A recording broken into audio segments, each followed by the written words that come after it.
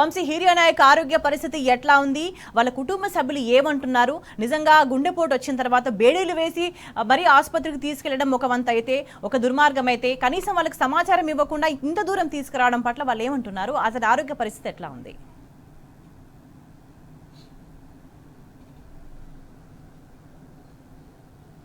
మనం చూస్తున్నాము ఏదైతే లగచర్ల ఘటనలో గత నెల రోజుల క్రితం నుంచి కూడా సంగారెడ్డి జైల్లో ఉన్నారో అటు బాధితులు ఎవరైతే రైతులు ఉన్నారో భూములు ఇవ్వమని ఎవరైతే కొట్లాడారో తిరగబడ్డారో ఆ రైతులందరూ కూడా జైల్లో ఉన్నటువంటి పరిస్థితి కూడా మనం చూస్తూ ఉన్నాం.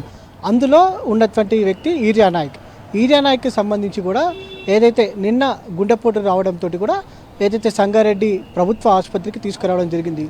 నిన్న గుండెపోటు వచ్చిన తర్వాత కనీసం వారి కుటుంబ సభ్యులకు కూడా అటు ఎలాంటి సమాచారం ఇవ్వకుండా అక్కడ ప్రాథమికంగా చికిత్సను అందించిన తర్వాత కొన్ని పరీక్షలు చేసిన తర్వాత ఈరియా నాయక్ని తిరిగి ఏదైతే సెంట్రల్ జైలుకి తీసుకెళ్ళడం జరిగింది, ఏదైతే సంగారెడ్డి జైలుకి తీసుకెళ్ళినటువంటి పరిస్థితి మనం చూస్తున్నాం.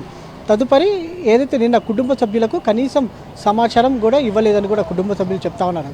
తదుపరి ఈరోజు కూడా అటు ఈరియా నాయక్ ఆరోగ్య పరిస్థితి పైన కుటుంబ సభ్యులకు సమాచారం ఇవ్వకుండానే అటు ఏదైతే సంగారెడ్డి జైలు నుంచి అటు ఏదైతే ప్రభుత్వ ఆసుపత్రికి తీసుకెళ్లేటువంటి పరిస్థితిగా మనం చూస్తున్నాం. కొంత ఈ గుండెపోటు తీవ్రత అనేది కొంత ఎక్కువగా ఉండటంతో కూడా ఏదైతే అప్పుడు కుటుంబ సభ్యులకు సమాచారం అందించినటువంటి పరిస్థితి కూడా మనం చూస్తున్నాం. తదుపరి అక్కడి నుంచి కూడా నిమ్స్ ఆసుపత్రికి తీసుకురావడం జరిగింది. ఏదైతే గంట క్రితం ప్రజెంట్ మనం నిమ్స్ ఆసుపత్రి ఉన్నాం. నిమ్స్ ఆసుపత్రిలో ఈరియా నాయక్ తల్లిదండ్రులు కావచ్చు, దాంతోపాటుగా కుటుంబ సభ్యులు కావచ్చు, స్నేహితులు కూడా తమ వారి పరిస్థితి ఎలా ఉంది అనే అంశానికి సంబంధించి కూడా తెలుసుకోవడానికి ఈరియా నాయక్ తల్లిదండ్రులు కూడా ఇక్కడికి చేరుకున్నటువంటి పరిస్థితి కూడా మనకు కనపడతా ఉంది. చెప్పండి, ఇంతకీ నీ కొడుకుకి ఏదైతే ఈరియా నాయక్కి గుండెపోటు వచ్చిందని చెప్పిరా? ఏం లేదు నా కొడుకు కోసికి ఆలమగ ఇద్దరు పనికోయినారు. పనికోయి వచ్చి తిని పులసిరి పొదస్థానం ఇచ్చి ఇంటికాడ పనుకున్నారు. దొంగ దాపులా వచ్చి ఒకటి వచ్చి లేవుడుకొని పోలీసు బండ్లేసిరి. వేసినాక నన్ను కూడా లేపి నాకు నీదెంత వేజీ ఉండదు, 70 వేజీ ఉండదు చెప్పిన. అంతకుముందు ఇదే రేవంత్ రెడ్డి సార్కు నేను మస్తు పోరాడి 100 ఓట్లు కాంగ్రెస్ వంక నుంచి నేను వేయించిన. అందరితో కోరాయి మా తండ వంక నుంచి 100 ఓట్లు నేను వేయించిన. కాంగ్రెస్ చేతుకొడుతుకు వేయించిన. అసలు దుర్మార్గుడు నా భూమికి వచ్చి భూమి మాకు పచ్చటి పొలము సంవత్సరానికి ఒక్కసారి 2 సార్లు పంటలు పట్టుకొని తింటున్నాము పచ్చటి పొలంలో. నీ పార్ల కంపెనీకి వాటికి వస్తావు ఇయ్యమే భూమి. మా కొడుకు అదే విషయంలో మా కొడుకు బిడ్డది కార్యక్రమం ఉన్నది. ఎంగేజ్మెంట్ నడవాలి, నడుస్తుంది. రేపు ఆదివారం నాడు మా అధికారం లేదు. నువ్వు జైలుకి చేస్తావు, జైలుకి వెళ్ళి హాస్పిటల్ చేస్తావు, మళ్ళీ హాస్పిటల్కి వెళ్ళి బేడ్ చేసుకొని మళ్ళీ హాస్పిటల్కి వండుతావు. మేము చూద్దామంటే నీకు పోలీస్కి అంత అధికారం ఉండదా? పోలీసు మాకు తల్లిదండ్రికి చూడనియారు. నా పిల్లము వాళ్ళ తల్లి ఏమంటే నా కొడుకు చూస్తామంటే గుండె వాళ్ళకి అక్కడ కోసికి దవాఖానా దొరకపోవడం, ఇక్కడ నా కొడుకు పాలు గుంజి పానం గుంజి మేము ఏం లేకుండా అయినాము. మేము గరీబులం ఉండము. మాకు తోడు మా రౌతులు ఎంతమంది జైల్లో మొత్తం జైలుకి వెళ్ళి బయటికి తీసేయాలి. చెప్పండి, మీ గుండెపోటు వచ్చిందని చెప్పిండ్రా నిన్న పోలీసు వాళ్ళు? ఏం చెప్పలేరు మాకు తెలియదు. మా గుండె చచ్చిపోతే ఎవరి బాధ ఉండే? పోలీసు గ్యారెంటీ ఉండే, నీ గ్యారెంటీ ఉండే. నా కొడుకు చంపితే ఎక్కడన్నా పారేసేసి వస్తుంటే నీ కొడుకు ఇంటికి వచ్చినట్టు చెప్తుంటివి. మేము ఒక్క కొడుకుకు మేము ఎంతో సామ్రామ ఇది చేసుకున్నాము. ఇలా నువ్వు చెప్పమ్మా.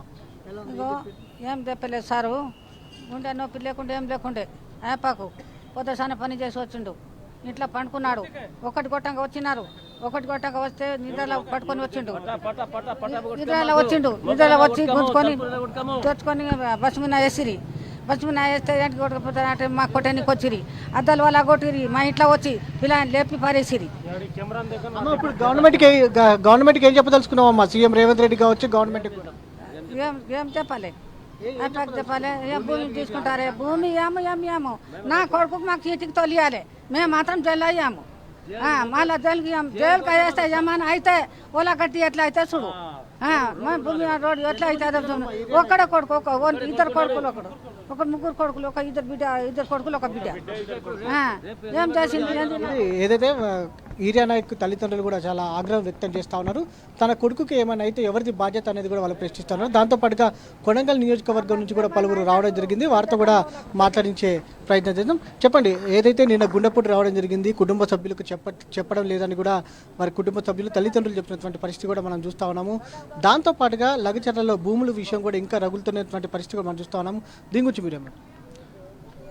నిన్న సంగారెడ్డి జైలు లోపల ఏదైతే సంఘటన జరిగిందో దాని మీద నిన్న కొడంగల్ ప్రజల తరపున చాలా తీవ్ర దిగ్భ్రాంతిని గురి చేస్తూ ఉన్నాం.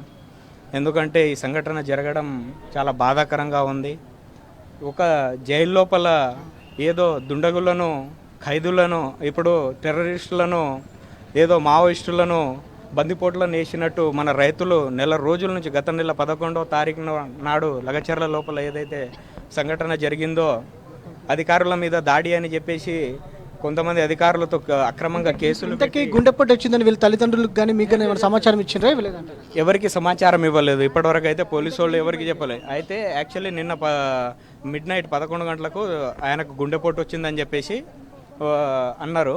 కానీ దాని తర్వాత మాకు ఎటువంటి సమాచారం అందేయలేరు. సడన్గా మార్నింగ్ మన జైలు లోపల ఉన్న కొంతమంది రైతులే వాళ్ళ ఫ్యామిలీ మెంబర్స్కు ఫోన్ చేసేసి దేవిబాయికి ఫోన్ చేసిండ్రు. దేవిబాయి ఫోన్ చేసి ఇట్లా మీ భర్తను ఇట్లా హాస్పిటల్కి వేసుకుపోతున్నారమ్మా, నిన్న గుండెపోటు వచ్చింది అని చెప్పేసి సమాచారం ఇచ్చిన తర్వాత మేము దేవిబాయి నాకు కాల్ చేసి అన్న ఏడున్నావు, నేను వస్తున్నా, ఇమ్మీడియట్లీ మనం సంగారెడ్డి వెళ్ళాలని చెప్పేసి నాకు సమాచారం ఇచ్చినప్పుడు దేవిబాయి సరే రా అమ్మ మనం వెళ్దామని చెప్పేసి దేవిబాయి వస్తే అక్కడికి వెళ్ళి చూసేసరికి హిరానాయక్ బెడ్ మీద పడున్నాడు. ఆయనకు ఏదో టెర్రరిస్టులకు సంఖ్యలు వేసినట్టు సంఖ్యలు వేసి ఆయన్ని గుంజుకుపోవడం అనేది ఎంత అక్రమం, ఎంత దారుణం. అసలు ప్రభుత్వం మొత్తం మీద మనం చూస్తూ ఉన్నాము. లగచర్లకు సంబంధించినటువంటి ఎవరైతే రైతులు ఉన్నారో సంగారెడ్డి జైల్లో ఉన్నారో వారిని ఏదైతే బేడీలు వేసి ఆసుపత్రికి తీసుకురావడం ఈరియా నాయక్కి సంబంధించి కూడా వారి కుటుంబ సభ్యులు కావచ్చు, వారి స్నేహితులు కూడా ఆగ్రహం వ్యక్తం చేస్తున్నటువంటి పరిస్థితి కూడా మనకు కనిపిస్తుంది.